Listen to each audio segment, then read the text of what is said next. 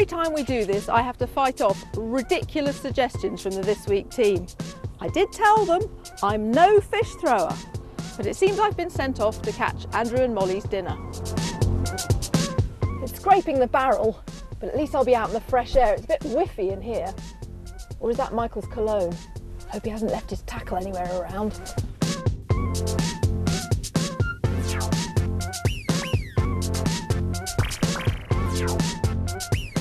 A lovely spot. I hope I get a bite, but patience is a virtue. On Monday, after lengthy negotiations, the UK and the EU revealed the draft transition deal for Brexit, 21 months. David Davis gave the appearance of having landed a big catch. Businesses need not delay investment decisions or rush through contingency plans based on guesses about the future deal. Instead, they now have certainty about the terms that will apply immediately after our withdrawal. Nothing is agreed until everything is agreed.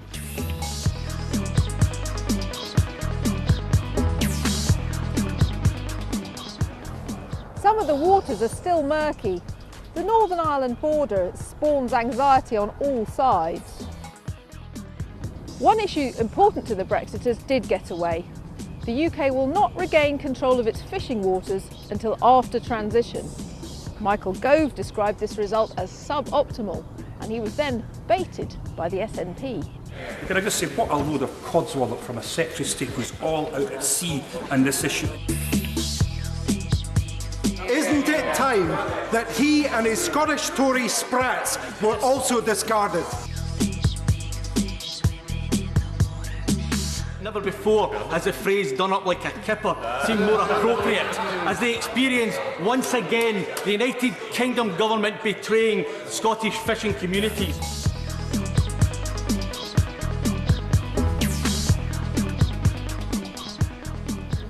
I've got a jerk on the line.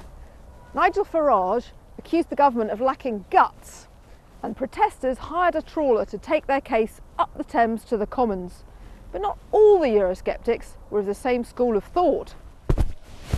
Oh! Where am I going to change my name to Captain Haddock? I'm not throwing fish anywhere. I am not a fish thrower. I think this has got slightly out of hand. Very fishy. And the diplomatic rift between the UK and Russia hasn't healed. While Jean-Claude Juncker and Donald Trump congratulated President Putin on his re-election, the UK upped the ante. Theresa May asked other EU leaders for a united front. I'll be raising this issue with my counterparts today because it's clear that the Russian threat does not respect borders, and indeed the incident in Salisbury was part of a pattern of Russian aggression against Europe and its near neighbours.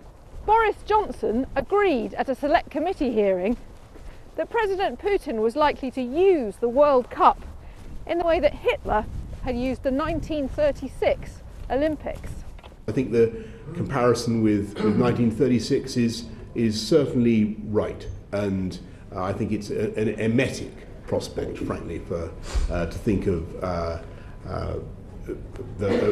Putin glorying in this sporting event. Nobody has the right to insult the Russian people who defeated Nazism and lost more than 25 million people by comparing our country to Nazi Germany. But John McDonnell, the Labour Shadow Chancellor, also took a tough line. I agree completely with the Prime Minister. What she said is that Russia is culpable either by direct commission, either Putin's ordered this, or they've lost control of their supplies. He is responsible. Whichever way you look at it, he is responsible, and all the evidence points to him. So hats off to John McDonnell. Oh, it is getting chilly. As for the Labour leader, his position's a bit more nuanced. Yes, would I do business with Putin? Sure. And I would challenge him on human rights in Russia, challenge him on these issues, and challenge him on that whole basis of that relationship. You have to deal with people who are in the position they are as head of state.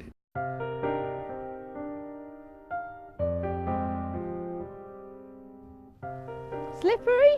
Well, jelly deal is my favourite. This week, Mr Corbyn landed his own choice as Labour's new General Secretary. Some dismayed staffers left. At PMQs, he cast his net towards the local elections only a few weeks away, highlighting the collapse of Conservative Northamptonshire County Council. Now, that council has gone bust. Yep. Does the Prime Minister really believe that the slash and burn model for local government is really a good one?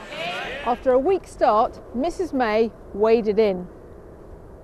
Yesterday, 2 Labour councillors from Ashfield District Council joined the Conservatives.